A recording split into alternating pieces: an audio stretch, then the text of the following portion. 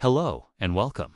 Today, we're retaking a deep dive into a concerning trend that experts predict could define Canada's public health landscape in 2025, a projected increase in substance use across the nation, while current data from 2024 already shows a complex picture.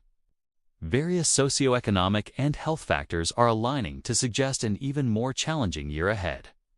What's driving this potential surge, and what can be done to navigate these turbulent waters? Let's start by looking at the economic pressures. As we move into 2025, many Canadians are still feeling the squeeze from high living costs and housing unaffordability. Economic stress is a well-documented driver of mental health challenges.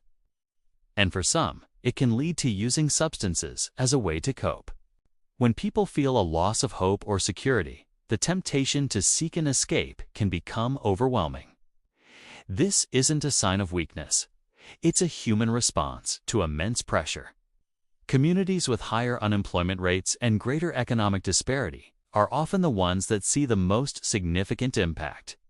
At the same time, our healthcare system is facing its own set of hurdles.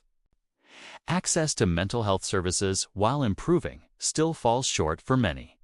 Long wait times for counselors, therapists, and psychiatrists mean that people in distress are often left without support when they need it most. In 2025, this gap could become even more critical.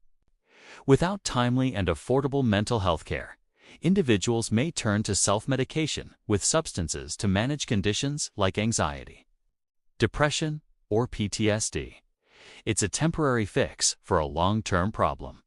And it highlights the urgent need for more robust and accessible mental health infrastructure. Another significant piece of this puzzle is the ongoing evolution of the unregulated drug market. The supply has become increasingly unpredictable and dangerous.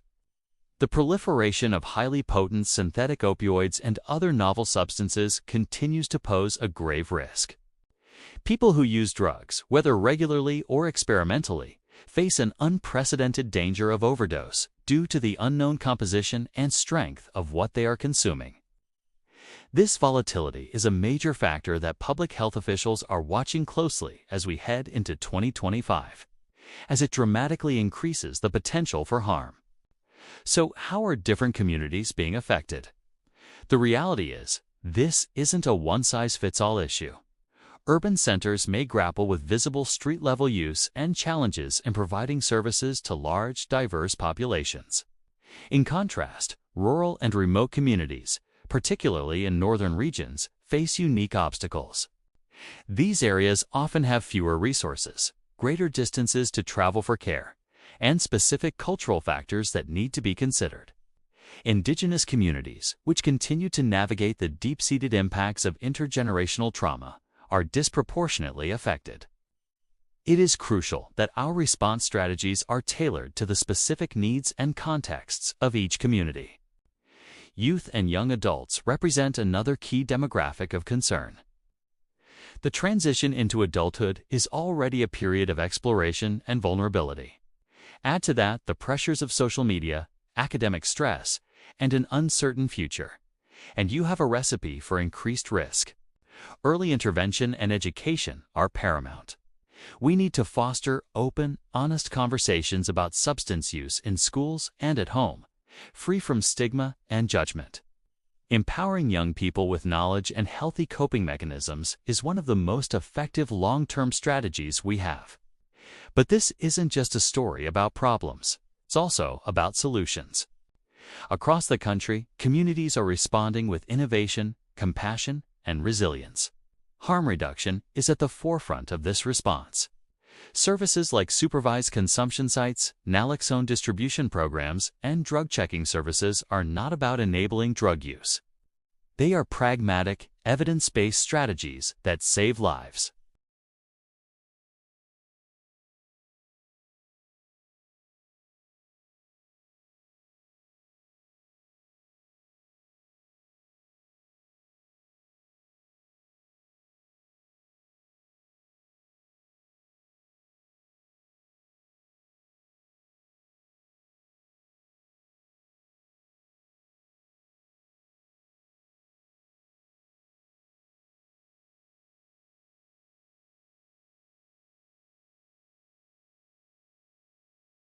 The message is clear.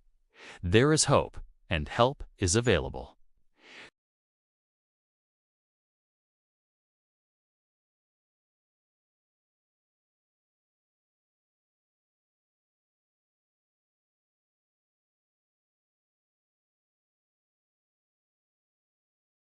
So what's the path forward for Canada in 2025?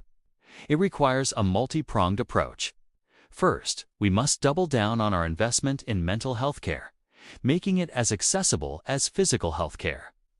Second, we need to bolster our harm reduction infrastructure, ensuring these life-saving services are available in every community that needs them.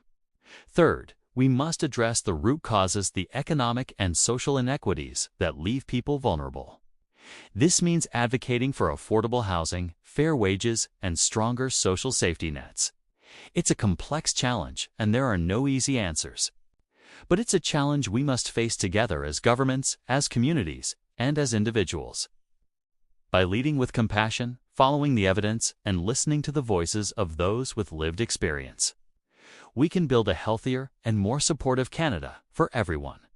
If you or someone you know is struggling with substance use or mental health, please know you are not alone. Help is available. You can connect with resources in your area by calling 211 or by visiting the Wellness Together Canada portal online. Reaching out is a sign of strength. Thank you for watching. If you found this report informative, please like, share, and subscribe for more in-depth discussions on the issues that matter. Stay safe and take care.